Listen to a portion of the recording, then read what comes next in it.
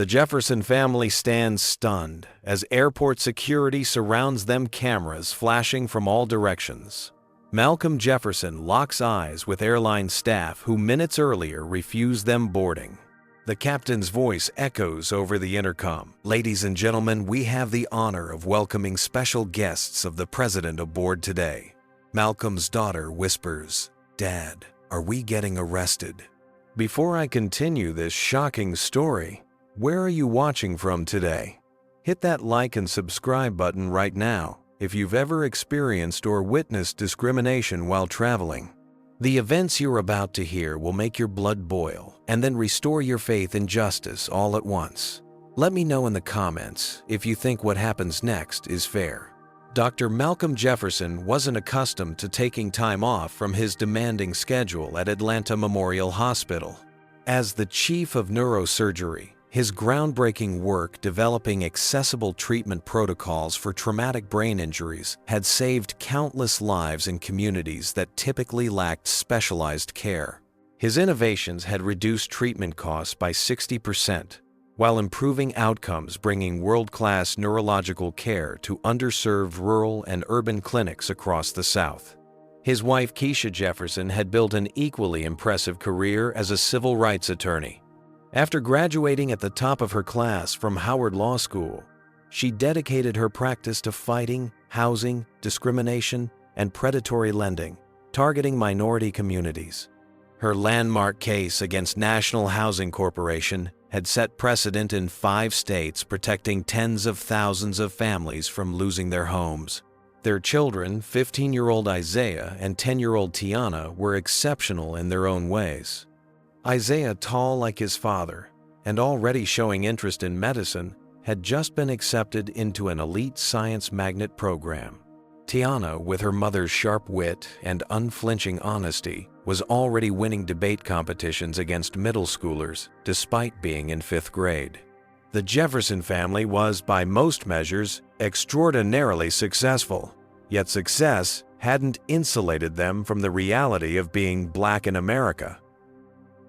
Keisha was still mistaken for support staff rather than lead counsel at court appearances, and they had taught their children the same lessons their parents had taught them. Work twice as hard, dress impeccably when traveling, carry extra identification, arrive early, and stay calm no matter what. When the official White House invitation arrived, announcing that Dr. Jefferson had been selected to receive the Presidential Medal of Freedom for his medical innovations, the family had been overjoyed, but also immediately practical. First-class tickets, Malcolm had marveled, looking at the travel arrangements the White House had made. Despite their professional success, luxury travel was a rare splurge for the fiscally conservative couple who prioritized investments and college funds over extravagance. "Do you think it'll make a difference?" Keisha had asked quietly after the children had gone to bed, the unspoken question hanging between them: would first-class treatment actually mean first-class treatment? Malcolm had squeezed her hand. "We'll be prepared either way." And so they were. The night before their flight to Washington, D.C., Malcolm had methodically packed their documentation passports, though they were flying domestic boarding passes printed in addition to their digital ones, the official White House invitation, his medical credentials, Keisha's bar card, even the children's school IDs. Keisha had laid out their clothes: Malcolm's tailored navy suit, her conservative burgundy dress, and jacket and tidy outfits for the children that struck the perfect balance between age-appropriate comfort and formality. No hoodies for Isaiah despite the teen's protests. No colorful beads in Tiana's braids. Today, though Malcolm had promised she could wear her favorite rainbow ones to the actual ceremony, they were taking no chances. The Presidential Medal of Freedom was too important, not just for Malcolm personally, but for what it represented. Recognition that his work serving those often overlooked by the medical establishment mattered at the highest levels. As they'd packed, Tiana had asked innocently, "Why do we need to bring all this stuff if the president invited us?" Isaiah, already understanding more than his years should require, had answered before his parents could. Because not everyone will know or believe that the president invited people who look like us. Malcolm and Keisha had exchanged glances, proud of their son's awareness, but pained by its necessity. None of them could have predicted just how prophetic Isaiah's words would prove to be. The Jefferson family arrived at Hartsfield International Airport 3 hours before their scheduled departure to Washington, D.C.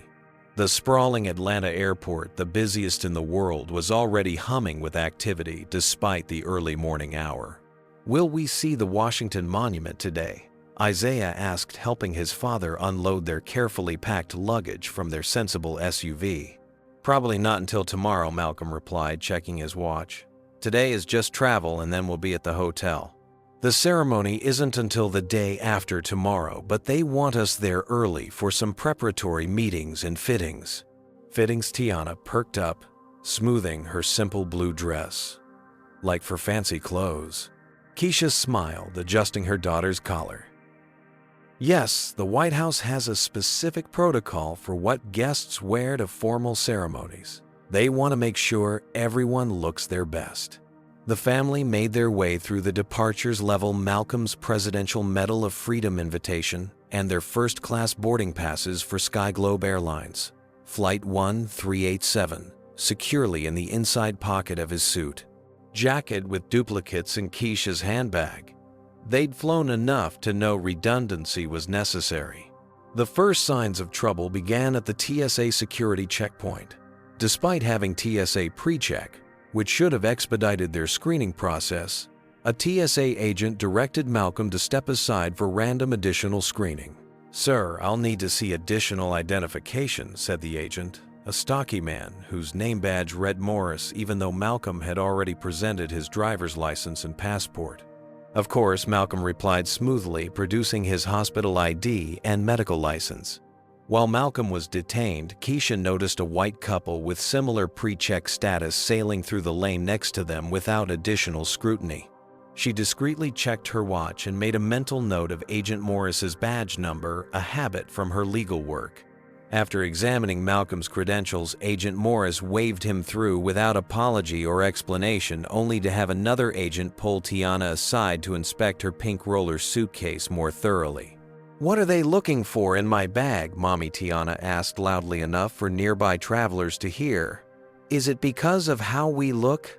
My teacher, Miss Rodriguez, talked about profiling." Keisha squeezed her daughter's shoulder. "Profiling, sweetheart. And let's just focus on getting to our gate. We don't want to miss our flight." The additional screenings cost them nearly 45 minutes. By the time all 4 Jeffersons had been cleared and had reclaimed their belongings, their comfortable 3-hour cushion had shrunk considerably. "We should still be fine," Malcolm reassured his family as they rushed toward Concourse B. "The gate is B22, and boarding doesn't start for another hour." As they navigated the airport's tram system and moving walkways, Isaiah kept checking his watch nervously. "Dad, do you think they'll hold the plane since you're getting a medal from the president?" Malcolm chuckled, though the sound held little humor. "I doubt the gate agents will even know why we're traveling, son. That's not typically information that gets passed along to airline staff. But our tickets are first class," Isaiah persisted. "Doesn't that count for something?" Malcolm and Keisha exchanged knowing glances over their children's heads. They'd both experienced enough to know that first-class tickets didn't always translate to first-class treatment. They reached Gate B22 with 40 minutes to spare before boarding was scheduled to begin. Malcolm approached the counter to verify their reservation, while Keisha settled the children in nearby seats, instructing them to stay put while she went to purchase bottles of water for the flight. As Malcolm presented his ID and boarding passes to confirm their seats, he noticed the gate agent's expression shift from professional courtesy to subtle suspicion, an expression he'd seen countless times before. His shoulders tensed imperceptibly, but his voice remained calm and pleasant. "Good morning. I'd like to confirm our seating assignments for Flight 1387 to Reagan National, Jefferson family of 4, in first class." The first ripple of what would soon become a wave of trouble had officially begun. Gate B-22 was bustling with passengers preparing to board Sky Globe Airlines Flight 1387 to Washington, D.C. Behind the counter stood gate agents Trevor Wilson, a thin man with thinning blonde hair in his mid-40s, and Amber Brooks, a younger woman with a tight ponytail and sharp features. Both wore the navy and silver uniforms of Sky Globe, with identical expressions of practiced customer service smiles that didn't quite reach their eyes. When Malcolm approached the counter and presented his family's documentation, Trevor's smile faltered noticeably. First class, Trevor repeated, looking from the boarding passes to Malcolm with poorly concealed skepticism. For all four of you. That's correct, Malcolm confirmed, maintaining his professional demeanor. The Jefferson family seats 2A through 2D. Trevor's fingers tapped at his keyboard with exaggerated deliberation. These were booked through a third-party service. Do you have the original confirmation? Malcolm produced the White House Travel Office's confirmation email, which he'd printed as part of his meticulous preparation. I see, Trevor said, though his tone suggested he didn't see it all. One moment, please. He turned to Amber and whispered something. She nodded and picked up a phone while Trevor continued to scrutinize the documents. Is there a problem? Malcolm asked calmly. We're just verifying the booking, Trevor replied, without looking up. It's unusual to see a family of four in first class, especially with these fare codes. Behind Malcolm, several other passengers approached the priority boarding lane. A middle-aged white couple in business attire presented their first-class boarding passes to Amber, who had just hung up the phone. She processed them with a genuine smile and quick efficiency, checking their documentation in seconds before waving them through. Looks like everything's in order, Mr. and Mrs. Davidson. Have a wonderful flight. The disparity in treatment wasn't lost on Malcolm, but he maintained his composure as Trevor continued to scrutinize his family's perfectly legitimate documentation. Years of professional experience had taught him that displaying frustration would only escalate the situation. Meanwhile, Keisha had returned with bottled water to find Malcolm still at the counter. Reading the situation instantly, she joined him, placing a supportive hand on his arm. Is everything all right? She asked, though she already knew the answer. They're verifying our booking, Malcolm explained. I've called for a supervisor, Trevor informed them. These tickets have an unusual booking code that requires verification. If you could step aside while we help other passengers, someone will be with you shortly. Our boarding passes have been issued, and our seats assigned, Keisha pointed out professionally. We've already cleared security. What specifically needs verification? Ma'am, I'm not at liberty to discuss the details, but there appear to be irregularities with your booking, Trevor replied, his tone growing more dismissive. If you could, please step aside. As the Jeffersons reluctantly moved away from the counter, the gate agents processed several more first-class passengers, none of whom appeared to require the same level of verification. The majority of these passengers were white, and none faced more than 10 seconds of document inspection before being cleared to board. Isaiah and Tiana had joined their parents, sensing the tension. Why are we waiting, Dad? Isaiah asked, his voice cracking slightly with adolescent uncertainty and embarrassment as he noticed other passengers watching them. They're just double-checking our tickets, Malcolm explained quietly. But those people got to go, Tiana pointed out, indicating the stream of first-class passengers now boarding the plane. Keisha discreetly began recording the interaction on her phone, keeping it partially concealed in her hand. Another habit from her legal work. Documentation, she whispered to Malcolm, who nodded almost imperceptibly. The final boarding call for first-class passengers came over the loudspeaker. Malcolm approached the counter again. Excuse me, but boarding for first class has been called, and we still haven't been cleared to board. Sir, as I explained, we're waiting for verification of your booking, Trevor insisted. The supervisor has been called. Our documentation is complete and legitimate, Malcolm said firmly, but politely. We have boarding passes issued by your airline confirmation from the booking agency and multiple forms of identification. What specific verification are you seeking? Sir, if you continue to be disruptive, I'll have to call security. Trevor threatened despite the fact that Malcolm had been nothing but composed. Keisha stepped forward, her attorney persona taking over. My husband is simply asking for clarification about why our valid tickets require additional verification when no other passengers do. We would appreciate a specific explanation rather than vague references to irregularities. Ma'am, we have procedures we must follow, Amber interjected. If you could just be patient. The final call for first class has been announced, Keisha pointed out. Patience will result in our missing this flight, which is unacceptable given that we have legitimate boarding passes in hand. Other passengers in the general boarding lines had begun to notice the confrontation, some watching with uncomfortable expressions, others pointedly looking away. A few had their phones out, possibly recording. Mom, Tiana whispered, tugging at Keisha's sleeve. People are staring at us. Isaiah stood tall beside his father, trying to project the dignity he'd been taught, but the flush of humiliation was visible on his face as his peers in the terminal watched his family being denied boarding.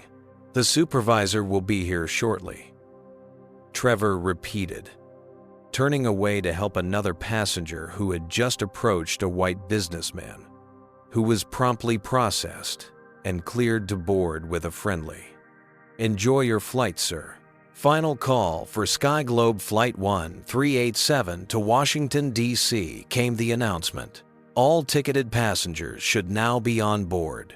The Jefferson stood at the gate, fully ticketed, but blocked from boarding, as the last of the other first-class passengers disappeared down the jetway. Many casting curious or uncomfortable glances at the well-dressed black family.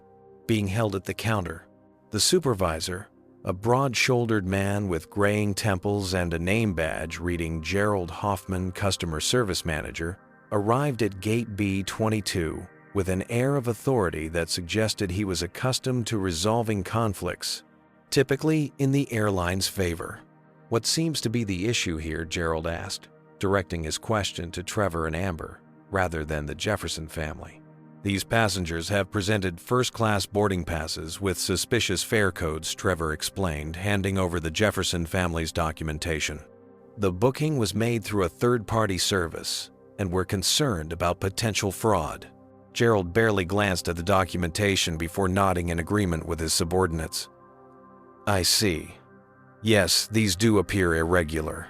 "Irregular in what way exactly?" Malcolm asked, his voice tight but controlled. "Those are legitimate boarding passes issued by your airline for seats that were legally purchased." By now, a small crowd of onlookers had gathered, some pretending to check their phones while watching the confrontation unfold, others openly staring. The spectacle of a well-dressed black family being denied boarding while white passengers flowed freely onto the plane had drawn uncomfortable attention. "Sir, these tickets appear to have been fraudulently obtained," Gerald stated flatly. "The fare class doesn't match typical first-class bookings." "That's because they were arranged by the White House Travel Office," Malcolm explained, producing the official invitation. "I'm Dr. Malcolm Jefferson. I'm traveling to Washington to receive the Presidential Medal of Freedom. These accommodations were arranged by the president's staff." Gerald glanced at the invitation with open skepticism. "Anyone can print an official-looking document, sir." Keisha, who had been recording the entire interaction, stepped forward. "I'm attorney Keisha Jefferson. My husband is a renowned neurosurgeon who has been invited to the White House to receive our nation's highest civilian honor. We have provided multiple forms of identification and documentation. What specific evidence do you have that our tickets are fraudulent?" "Ma'am, I don't appreciate your tone," Gerald replied dismissively. "And we don't appreciate being publicly humiliated and accused of fraud," Keisha countered. "What specifically about our tickets appears fraudulent?" "The boarding door is now closed," came the announcement over the loudspeaker. Sky Globe Airlines Flight 1387 to Washington, D.C. is prepared for departure. You've now caused us to miss our flight based on unspecified irregularities. Malcolm stated, his professional composure intact despite the situation. I'd like your employee identification numbers and a written explanation for why we've been denied boarding. Sir, if you become disruptive, I'll have to call security, Gerald threatened. Tiana, who had been clutching her mother's hand, looked up with tears in her eyes. Mommy, did we do something wrong? Why won't they let us on the plane? The innocent question, clearly audible to the gathered onlookers, caused several passengers to shift uncomfortably or look away in embarrassment. Isaiah, experiencing this kind of overt discrimination for perhaps the first time in his young life, stood rigid with humiliation and growing anger. It's because we're black, isn't it? He asked quietly, but loud enough for those nearby to hear. Young man, that is an inappropriate accusation, Gerald responded sharply. Is it Keisha? Asked her attorney's precision coming to the fore. Then please explain why multiple white passengers with first-class tickets were processed without question, while our documentation requires supervisory review and results in accusations of fraud. As the confrontation escalated, Keisha discreetly stepped away to make a phone call to her White House contact, her voice low but urgent.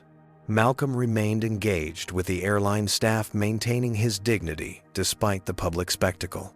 My family and I have been singled out, delayed, and now denied boarding without legitimate cause. I am formally requesting accommodation on the next available flight to Washington and compensation for this discriminatory treatment. Sir, Sky Globe Airlines does not discriminate, Gerald stated flatly. We are following standard security protocols. Protocols that apparently only apply to certain passengers, Malcolm observed calmly. Throughout the terminal, phones were raised, recording the confrontation. The public humiliation was complete. A successful black family being treated like criminals simply for attempting to board a flight with valid tickets. Are you watching this unfold with your blood boiling like mine was? Comment number 1 if you think the airline staff were completely out of line. Or number 2 if you believe they were just doing their job. Hit that like button if you've ever witnessed or experienced discrimination while traveling, and subscribe to hear what happens next in this unbelievable true story. I'm curious, what would you have done in Dr. Jefferson's position? Would you have kept your cool like he did, or would you have reacted differently? The next part of this story contains a twist that no one at that gate could have anticipated. While the Jefferson family stood humiliated at gate B22, a flurry of activity had begun behind the scenes. In the Sky Globe Airlines Operations Center, located in the basement level of Hartsfield International Airport, Richard Baker, the head of operations, was reviewing routine flight delays when his secure line rang, a line reserved for high-priority communications. Baker speaking, he answered crisply. Mr. Baker, this is Thomas Reynolds, Deputy Chief of Staff for White House Administration, came the authoritative voice.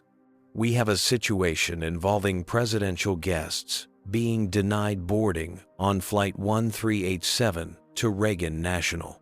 Richard's spine straightened involuntarily. Presidential guests, sir? Dr. Malcolm Jefferson and family. He's receiving the Presidential Medal of Freedom tomorrow. They're being detained at gate B22 by your staff, who are apparently suggesting their White House-arranged accommodations are fraudulent.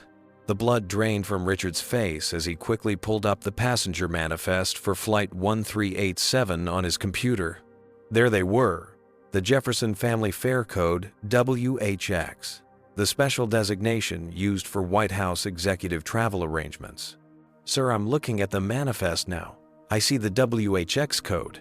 I don't understand how this happened. Those tickets should have been flagged as VIP. Well, they weren't, Mr. Baker.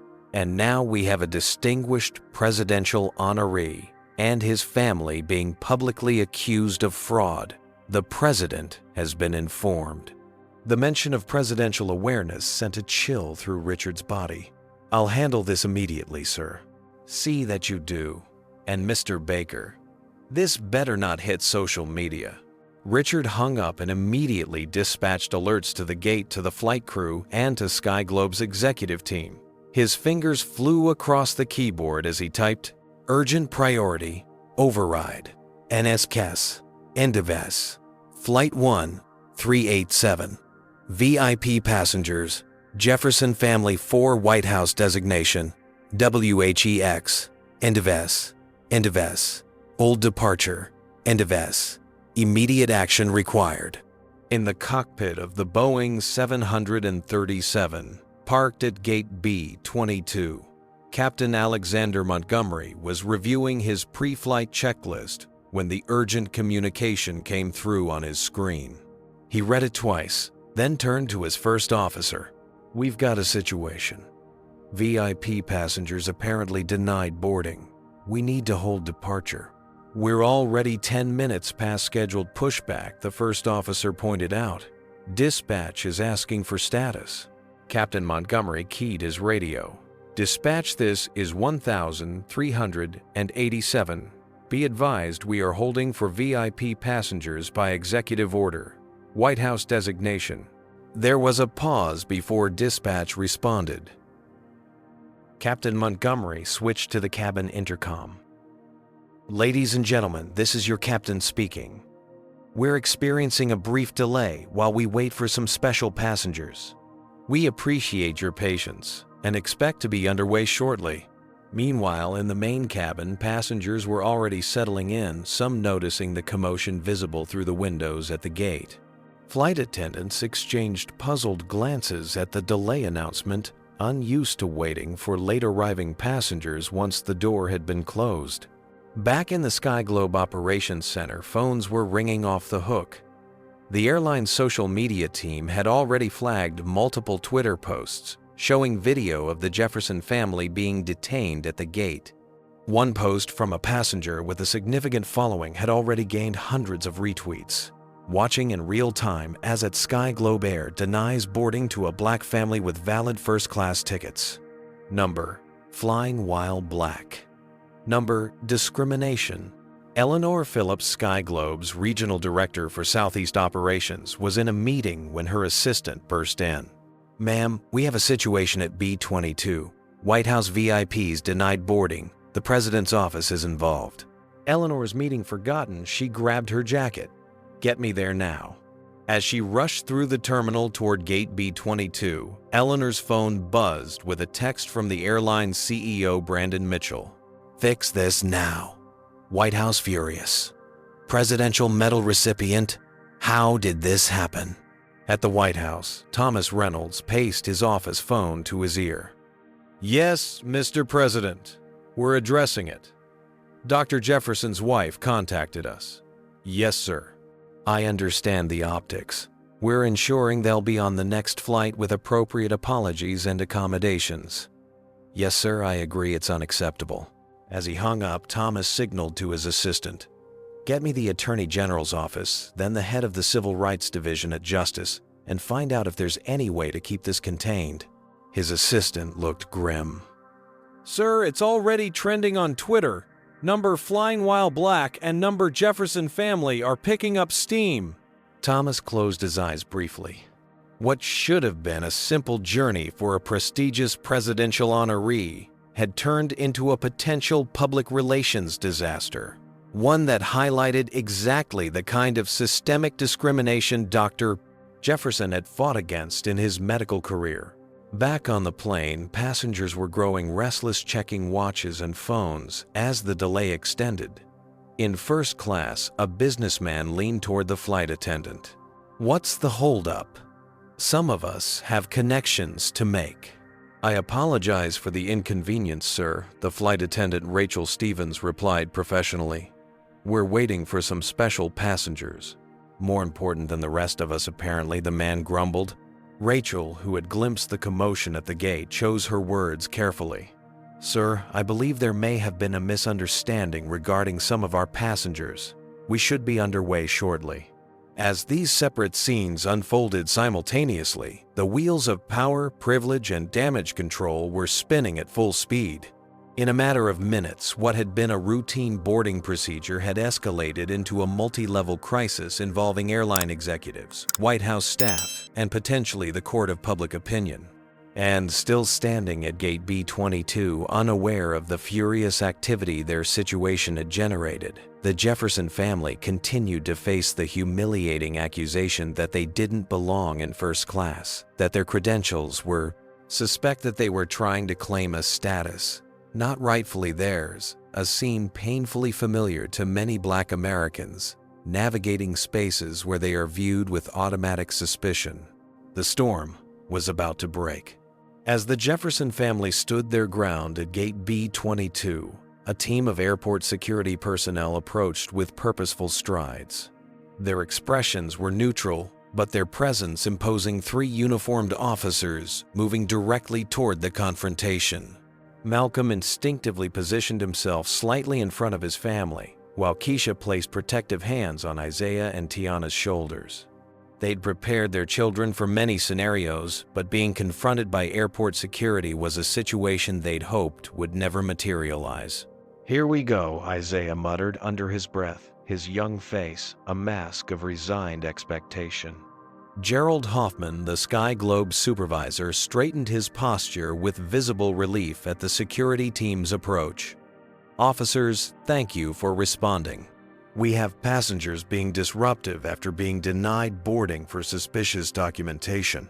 The lead security officer, a broad-shouldered woman with close-cropped hair and a name badge reading Captain Harris, gave Gerald a brief nod before turning to the Jefferson family.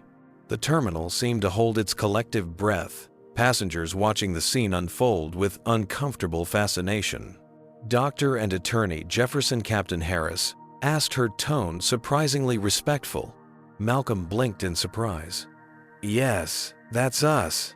Before he could continue, a new figure burst onto the scene, a breathless woman in an executive Sky Globe uniform with a director's badge. Eleanor Phillips had arrived, her face flushed from her sprint through the terminal. "Dr. Jefferson, Mrs. Jefferson," she gasped. "I'm Eleanor Phillips, Regional Director for Sky Globe Airlines. There has been a terrible misunderstanding. Please accept our most profound apologies." The shift in energy was palpable. Gerald's face drained of color as his phone buzzed in his pocket. He glanced at it to see an all-caps message from Operations WHX code passengers, presidential guests, priority boarding, career-ending mistake in progress. Trevor and Amber, who had been standing behind their supervisor with arms crossed, suddenly found fascinating details to study on the floor, their previously confident postures deflating like punctured balloons. Captain Harris Eleanor continued, "Thank you for your assistance. The Jefferson family are distinguished guests of the President of the United States traveling to Washington for Dr. Jefferson's Presidential Medal of Freedom ceremony. They will be boarding immediately and will need your team to ensure a smooth process." Captain Harris nodded. "We received the alert. My team will escort them to the aircraft." The onlooking crowd began to murmur as the power dynamic shifted dramatically before their eyes. Some passengers were openly recording the scene on their phones, while others exchanged knowing glances. They were witnessing the moment when privilege suddenly recognized itself. Gerald stepped forward with a plastic smile. "Dr. Jefferson, please accept my sincere apologies for the confusion. If you'll follow me, we'll get you and your family boarded right away." Malcolm regarded him coolly. The boarding door was announced closed. "Is the flight being held for us?" "Yes, sir," Eleanor interjected. "The captain is awaiting your arrival. Your seats have been reserved exactly as booked." "I see," Malcolm replied, his voice measured. "When you believed we were ordinary Black passengers with first-class tickets, we were suspicious and unwelcome. Now that you know we have connections to the White House, we're suddenly valued customers." Eleanor had the grace to look ashamed. "Dr. Jefferson, there is no excuse for how you and your family were treated. I can only offer my personal apology and assurance that Sky Globe will be conducting a full investigation." Keisha, still recording on her phone, stepped forward. We'll need written documentation of this incident, including employee names and badge numbers, and the specific justification cited for denying us boarding. Of course, Attorney Jefferson Eleanor agreed quickly. I'll personally ensure you receive complete documentation. Tiana tugged at her mother's hand. Are we in trouble or not in trouble? I'm confused. We're not in trouble, sweetheart, Keisha explained, loud enough for those nearby to hear. We never were. These people made a mistake, and now they're trying to fix it because they're worried about getting in trouble themselves. Several onlookers nodded in agreement, some with barely concealed smiles at the child's perspicacity. Captain Harris stepped forward. If you're ready, Dr. Jefferson, we can proceed to the aircraft now. Malcolm looked at his family, checking in with each of them silently before nodding. We're ready. But to be clear, we don't want special treatment. We simply want the same respect automatically afforded to other first-class passengers. Understood, Sir, Captain Harris replied. As they were escorted toward the jetway, Isaiah whispered to his father, Dad. Everyone's staring. Hold your head up, Malcolm replied quietly. We've done nothing wrong. The walk down the jetway felt interminable, with Eleanor apologizing profusely while Gerald, Trevor, and Amber followed behind their earlier confidence, replaced by thinly veiled panic. The documentation that had been scrutinized as potentially fraudulent was now being treated as if it carried presidential seals. Your WHX booking code should have flagged your reservation as a top-tier priority, Eleanor explained. We have protocols for handling White House executive travel that were inexcusably overlooked. Interesting, Keisha remarked. So there was indeed something irregular about our booking. It should have received better treatment than standard first class, not worse. Yes, ma'am, Eleanor admitted. WHX is our highest priority code. As they approached the aircraft door, Malcolm paused and turned to the airline representatives. I want to be absolutely clear about something. What happened today is not okay. Not for us, and not for any other passenger who doesn't happen to have White House connections. The only reason you're scrambling now is because of who invited us to Washington, not because your staff was wrong to profile and humiliate my family. Eleanor looked him in the eye, perhaps the first genuine interaction of the entire ordeal. You're right, Dr. Jefferson, and that's something we need to address as a company. With that acknowledgement hanging in the air, the Jefferson family stepped aboard the aircraft. The power dynamic irrevocably shifted, but the sting of the initial discrimination still fresh in their minds. The atmosphere in the first-class cabin of Skyglobe Flight 1387 was thick with tension as the Jefferson family was escorted to their seats. The other first-class passengers, predominantly white business travelers, watched with a mixture of curiosity, discomfort, and in some cases thinly veiled annoyance at the delay the situation had caused. Seats 2A through 2D, the flight attendant, Rachel Stevens, indicated with a professional smile that carried genuine warmth. I'm so sorry for the confusion at the gate. Can I get you anything before we depart? Malcolm nodded appreciatively at her sincerity. Thank you. Just water for now. As the family settled into their seats, Malcolm and Keisha on one side of the aisle, Isaiah and Tiana on the other, whispers rippled through the cabin. The Jeffersons could feel eyes on them, evaluating, judging, speculating. They delayed the whole flight for them. Must be celebrities or something. I almost missed my connection because of this. Tiana, picking up on the undercurrent, leaned across the aisle toward her mother. Everyone's mad at us, but we didn't do anything wrong. No, we didn't, Keisha confirmed loudly enough for nearby passengers to hear. The plane pushed back from the gate 28 minutes behind schedule. As they taxied toward the runway, the pilot's voice came over the intercom. Ladies and gentlemen, this is Captain Montgomery speaking. I want to personally apologize for our delayed departure. We're currently number 3 for takeoff and expect to make up most of the time en route to Washington.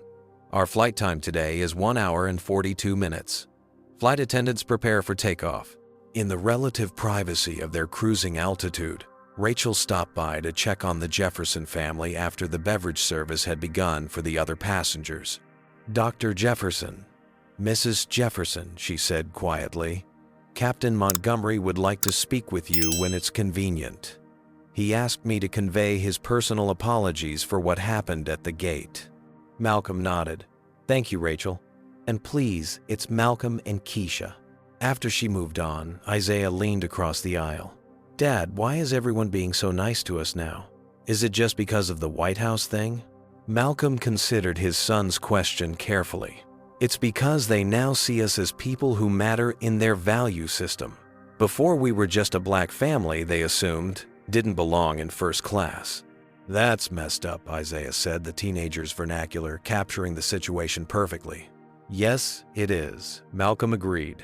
Midway through the flight, Captain Montgomery emerged from the cockpit during a stable cruising period, making his way directly to the Jefferson family. He was a tall man with silver hair at his temples and the confident bearing of someone who had spent decades in command. "Dr. Jefferson, Attorney Jefferson." He greeted them quietly, crouching in the aisle to be at eye level. "I'm Alexander Montgomery. I want to personally apologize for the treatment you received. There is no excuse for it." "Thank you," Captain Malcolm replied. "I appreciate your taking the time to speak with us directly." "It's the least I can do," Montgomery said. "When I received the alert about White House VIPs being denied boarding, I was shocked. But the truth is, I should have been equally shocked if any passengers with valid tickets were treated that way." Keisha nodded. "That's exactly the point, Captain. The problem isn't just how we were treated. It's that such treatment is commonplace for people who look like us, especially when we don't have the right connections." The captain nodded gravely. "You're absolutely right. And while I can't change the culture of an entire industry overnight, I can promise you that this incident will not be swept under the rug on my watch." As Captain Montgomery returned to the cockpit, Rachel approached with a discreet suggestion. "I know this has been a difficult experience. Would you prefer that I not make the standard announcement about our special guests? Some VIPs prefer privacy." Malcolm and Keisha exchanged glances, communicating silently in the way long married couples often do. Actually, Malcolm decided, I think transparency would be best in this case. 20 minutes later, as the aircraft began its initial descent into the Washington area, Captain Montgomery's voice came over the intercom again. "Ladies and gentlemen, as we begin our approach to Reagan National Airport, I'd like to share something with you. We are honored to have on board today Dr. Malcolm Jefferson and his family. Dr. Jefferson is traveling to Washington to receive the Presidential Medal of Freedom for his groundbreaking work in neurosurgery, particularly his innovations that have brought advanced care to underserved communities." A murmur rippled through the cabin as passengers craned their necks to look at the Jefferson family. Some expressions showed genuine admiration, others embarrassment, as they connected this announcement with the delay and commotion they'd witnessed at the gate. Dr. Jefferson's work has saved countless lives and changed how we deliver critical neurological care across America, the captain continued. "On behalf of all of us at Sky Globe Airlines, we are privileged to have you and your family on board Dr. Jefferson and extend our congratulations on your well-deserved recognition." Scattered applause broke out, tentative at first, then more confident. Isaiah straightened in his seat, a complex mix of emotions playing across his young face: pride in his father, lingering anger at their treatment, and awareness of the stark contrast between the initial hostility and the current deference. A white businessman across the aisle leaned toward Malcolm. "I apologize for my earlier frustration about the delay, Dr. Jefferson. Congratulations on your award. Your work sounds remarkable." "Thank you," Malcolm replied simply. Tiana, ever perceptive, looked up at her father. "Would they have let us on the plane if you weren't getting a medal from the president?" Malcolm met his daughter's eyes, unwilling to shield her from the truth, but finding an age-appropriate way to express it. "Probably not as quickly, sweetheart. And that's why the work your mom does as a civil rights attorney is so important to make sure people are treated fairly, regardless of who they know or what awards they're receiving.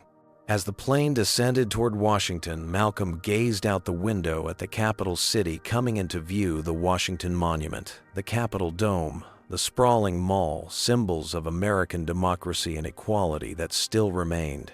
Aspirational for so many. "What are you thinking?" Keisha asked softly. "I'm thinking about what I'm going to say in my acceptance speech," Malcolm replied. "I think it just changed." When Skyglobe Flight 1387 touched down at Reagan National Airport, the Jefferson family had no idea that their ordeal had already gone viral. As the plane taxied to the gate, passengers throughout the cabin were checking their phones, many pulling up social media feeds, where number Flying While Black, number Jefferson Family, and number Skyglobe Discrimination were trending nationally. "Dr. Jefferson," Rachel said quietly as the seatbelt sign was turned off, "Captain Montgomery asked me to inform you that there may be some media presence at the gate. Apparently, videos from Atlanta have been circulating online." Malcolm and Keisha exchanged concerned glances. They had both been so focused on maintaining their composure and protecting their children that neither had considered how quickly the incident might spread beyond the airport. "Thank you for the heads up," Malcolm replied. Rachel continued, "A representative from the White House is waiting to escort you through the terminal, and Skyglobe's executive team has arranged for a private exit if you prefer." "That won't be necessary," Keisha decided after a moment's consultation with Malcolm. "We've done nothing wrong, and we won't skulk away as if we have." As first-class passengers were invited to deplane, Captain Montgomery emerged from the cockpit again. Standing by the exit door, he shook Malcolm's hand firmly. "Dr. Jefferson, it's been an honor having you aboard despite the circumstances. I want you to know I've already filed an official incident report about what happened in Atlanta. This won't be dismissed as a simple misunderstanding." "I appreciate that," Captain Malcolm replied. The moment the Jefferson family stepped into the terminal, they understood Rachel's warning. A small cluster of reporters had gathered, and phone cameras turned in their direction immediately. A distinguished older man in a tailored suit stepped forward from the crowd. "Dr. and Mrs. Jefferson, I'm Thomas Reynolds from the White House Office of Presidential Affairs. The President sends his personal apologies for your experience and has asked me to escort you to your hotel." Before Malcolm could respond, a reporter called out, "Dr. Jefferson, is it true you were denied boarding because of racial profiling?" "Dr. Jefferson, how do you feel about Skyglobe's treatment of your family?" shouted another. Keisha stepped slightly forward, her attorney instincts kicking in. "We'll be making a statement at the appropriate time. Right now, our priority is getting our children settled after what has been a stressful journey." Thomas deftly guided them toward a side exit where a black SUV waited. "Your luggage is being collected and will be delivered to your hotel. The President's Chief of Staff has been briefed on the situation and would like to speak with you when you're ready." As they drove away from the airport, Isaiah looked up from his phone, his expression troubled. "Dad, Mom, you're everywhere online. Someone posted a video from the gate. It has over 200,000 views already. Let me see." Keisha requested, taking the phone. The video showed the confrontation from the perspective of a passenger in the boarding line, capturing Gerald's dismissive attitude and the stark contrast in how white passengers were processed versus the Jefferson family. "There's more," Isaiah added, scrolling through his feed. "Skyglobe stock is down over 3% today. People are calling for boycotts." Malcolm sighed heavily. This was never about causing trouble for the airline. It was about being treated with basic dignity and respect. Thomas's phone rang, and after a brief conversation, he turned to the family. "Dr. Jefferson, the White House press secretary, would like to issue a statement. They're asking if you would prefer they address the incident directly or focus solely on your upcoming honor." Malcolm considered this carefully. The two can't be separated now, can they? What happened today is precisely why recognition of work in underserved communities matters. It highlights the disparities that persist, regardless of achievement or status. I understand, Thomas nodded. And for what it's worth, the president agrees with you. He was. Thomas paused, choosing his words carefully, extremely displeased when informed of the situation. At the hotel, the Jefferson family was escorted through a private entrance to avoid the reporters who had already begun gathering in the lobby. Once in their suite, the children finally had a moment to decompress from the strain of the day. "Is it always like this?" Tiana asked the innocence of her question, cutting through the tension. "No, sweetheart," Keisha assured her. "Today was unusual, but also not entirely surprising," Malcolm added quietly. While Keisha helped the children get settled, Malcolm stepped onto the balcony with Thomas to take a call from the White House Chief of Staff. "Dr. Jefferson, I cannot adequately express how disturbed the president is by what happened today," the Chief of Staff began. "He wants you to know that this incident will not overshadow your tremendous achievements and the recognition you so richly deserve." "I appreciate that," Malcolm replied. "But in a way, what happened today is directly connected to why my work matters. The same systemic biases that led those gate agents to question our legitimacy are what drive disparities in healthcare access and outcomes. The medal is meaningful precisely because it recognizes work that pushes back against those disparities." After the call concluded, Malcolm returned to find Keisha watching a news broadcast on mute. The screen showed Sky Globe CEO Brandon Mitchell at a hastily arranged press conference. Completely unacceptable and contrary to everything Sky Globe Airline stands for. "We have begun a thorough investigation, and appropriate action will be taken. We extend our sincerest apologies to Dr. Jefferson and his family." Keisha unmuted the television as a reporter asked, "Has Sky Globe reached out directly to the Jefferson family?" "We are in the process of making arrangements to speak personally with Dr. Jefferson," Mitchell replied, looking distinctly uncomfortable. "So that's a no," Keisha observed dryly. Malcolm sat heavily on the sofa beside her. "You know what bothers me most? If I weren't receiving this medal, if we were just an ordinary black family trying to use our legitimately purchased first-class tickets, we might still be sitting in that Atlanta airport right now. Or worse," Keisha added soberly. As evening fell over Washington, the Jefferson family tried to refocus on the purpose of their trip, celebrating Malcolm's lifetime of groundbreaking medical work. But the day's events had cast a shadow that couldn't be ignored, transforming what should have been a purely joyous occasion into something more complex and challenging. Malcolm's phone buzzed with a text from Eleanor Phillips, Sky Globe's regional director. "Dr. Jefferson, at your convenience, our CEO would like to personally apologize and discuss how we can make this right. We understand if now isn't the time." As he showed the message to Keisha, Isaiah looked up from his laptop where he'd been following the unfolding online reaction.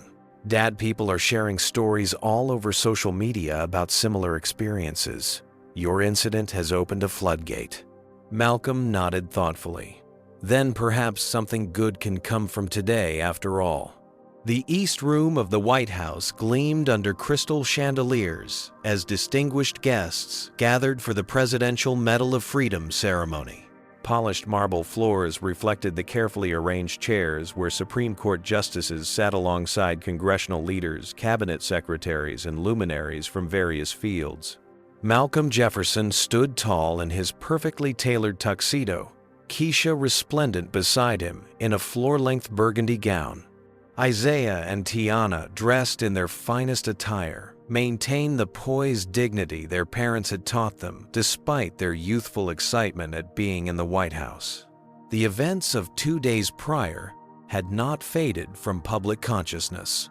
If anything, the incident had gained momentum, sparking a national conversation about privilege, bias, and the everyday indignities faced by people of color regardless of their achievements or status.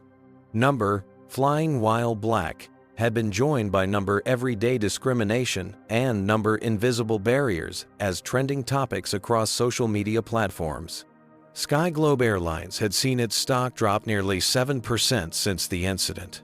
Trevor and Amber had been placed on administrative leave pending an investigation, and Gerald Hoffman had been reassigned from customer-facing duties.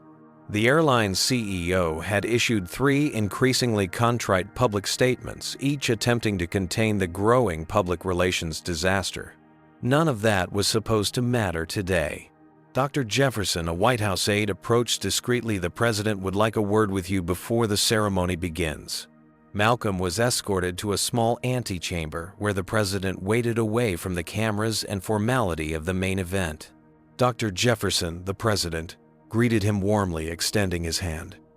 "I want to personally express how deeply troubled I was by what happened to you and your family. It was unacceptable."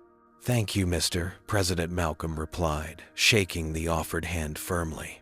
"I understand you've revised your acceptance speech," the president continued. "I want you to know that you have complete freedom to address the incident if you feel it's important to do so. This ceremony is about honoring your work, and that work exists in a social context that shouldn't be ignored." Malcolm nodded appreciatively. "I believe I can honor the award while also acknowledging that context." When they returned to the East Room, the ceremony began with its traditional pomp and circumstance. After several other distinguished Americans received their medals, the moment arrived for Malcolm's presentation. The president stepped to the podium. "Today, we honor Dr. Malcolm Jefferson, whose groundbreaking work in neurosurgery has transformed how we deliver critical care to underserved communities across America." As the president detailed Malcolm's achievements, his innovative protocols that reduced treatment costs while improving outcomes, his mobile neurosurgical units serving rural areas, his mentorship program for minority medical students, Malcolm stood with dignified pride, Keisha and their children beaming beside him. Dr. Jefferson's work embodies the finest American tradition of seeing a problem others have accepted as inevitable and refusing to accept it, the president continued. "He has saved countless lives and brought world-class care to communities that had been written off by our healthcare system." The president paused, then added, "I would be remiss not to acknowledge that Dr.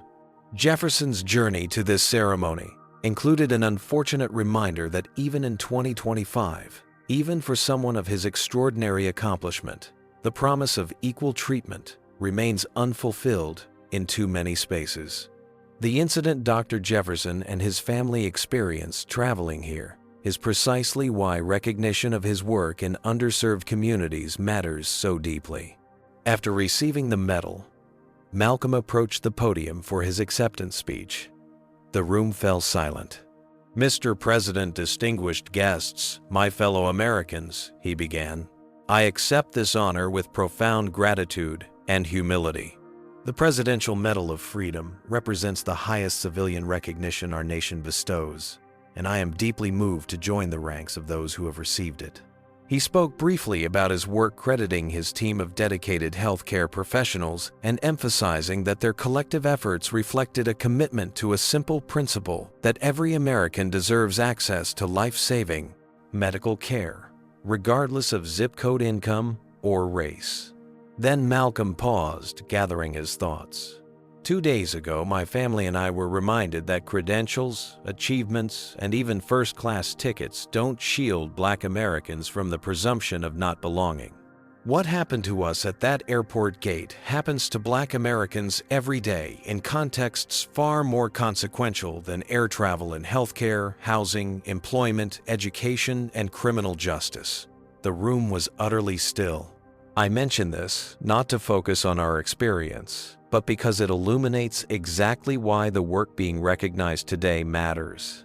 The same biases that led airline staff to question our legitimacy drive disparities in healthcare access and outcomes.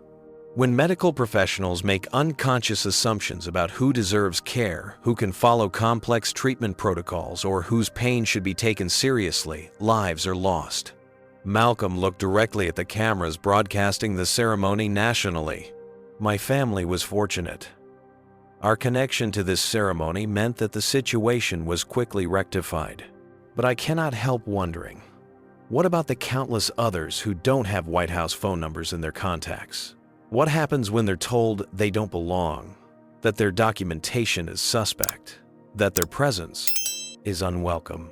He continued with quiet authority. Since that incident, I've received hundreds of messages from Americans sharing similar experiences. The attorney mistaken for a defendant in court, the professor asked for ID while entering her own classroom, the executive, followed by security in the building where he works. This medal honors work dedicated to the proposition that every life has equal value and dignity. That principle must extend beyond hospital walls to every aspect of American life. My hope is that by speaking openly about these realities, we move closer to the nation we aspire to be, one where achievement is limited only by ambition and effort, never by bias or barriers. As Malcolm concluded his speech to resounding applause, Isaiah and Tiana stood tall beside their parents, witnessing a moment when personal humiliation had been transformed into a platform for meaningful change. In the weeks that followed, the ripple effects continued to spread. Keisha's law firm filed a class action lawsuit against SkyGlobe Airlines on behalf of hundreds of passengers who had experienced similar discrimination. The Department of Transportation launched a formal investigation into discriminatory practices in the airline industry. SkyGlobe announced a comprehensive overhaul of its training programs, hiring renowned diversity consultants and implementing new protocols designed to ensure equal treatment of all passengers. The airline also established a scholarship fund for minority students pursuing aviation careers. Trevor and Amber were ultimately terminated after the internal investigation confirmed multiple prior incidents of discriminatory treatment that had gone unreported. Gerald Hoffman was demoted and required to complete extensive retraining before returning to customer-facing roles. Perhaps most significantly, Isaiah Jefferson, inspired by his experience and his parents' response to it, launched a social media campaign called Number Traveling Truths, creating a platform for young people to share their experiences with discrimination while traveling. The initiative quickly grew into a movement, with teens across the country documenting instances of bias and advocating for systemic change. 1 month after the ceremony, Malcolm received a call from another Black professional who had experienced similar discrimination while traveling. "Your story gave me the courage to speak up about what happened to me," the caller explained. "For years, I've just accepted these indignities as the cost of existing in certain spaces. Not anymore." As Malcolm hung up the phone, he reflected on how a moment of humiliation had been transformed into a catalyst for change. The Presidential Medal of Freedom hanging in his office represented not just his medical innovations, but also his family's unwitting role in exposing persistent inequities that many Americans preferred not to see. "Was it worth it?" Keisha asked, noting his thoughtful expression. "If it helps move the needle even slightly toward the equality we keep promising ourselves as a nation," Malcolm replied, "then yes, it was worth it." The Jefferson family's experience reveals a harsh reality that many Americans face daily success, and credentials don't shield Black Americans from discrimination. What makes this story powerful isn't just the injustice they faced, but how they responded to it. Malcolm and Keisha maintained their dignity while firmly standing their ground. They didn't accept mistreatment, nor did they let anger dictate their actions. Perhaps the most significant lesson is how they transformed humiliation into meaningful change. Rather than seeking personal compensation or revenge, the Jeffersons used their platform to address systemic issues affecting countless others without their privileges. They recognized that true justice isn't about special treatment for a few, but equal treatment for all. Isaiah's initiative shows that change often begins with younger generations who refuse to accept the status quo. Meanwhile, Tiana's innocent questions remind us that discrimination isn't just a political issue but a deeply human one that affects children's understanding of their place in society. The story teaches us that when we witness injustice, speaking up isn't just about personal vindication. It's about creating ripples of change that extend far beyond our individual experiences. What would you do if you faced discrimination like the Jefferson family? Have you ever witnessed or experienced a similar situation? Drop a comment below sharing your thoughts or experiences.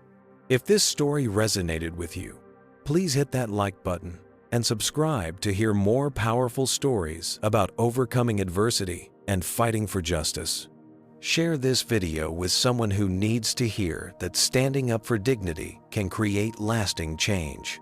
Thank you for watching, and remember, sometimes our most painful experiences become platforms for the most meaningful impact.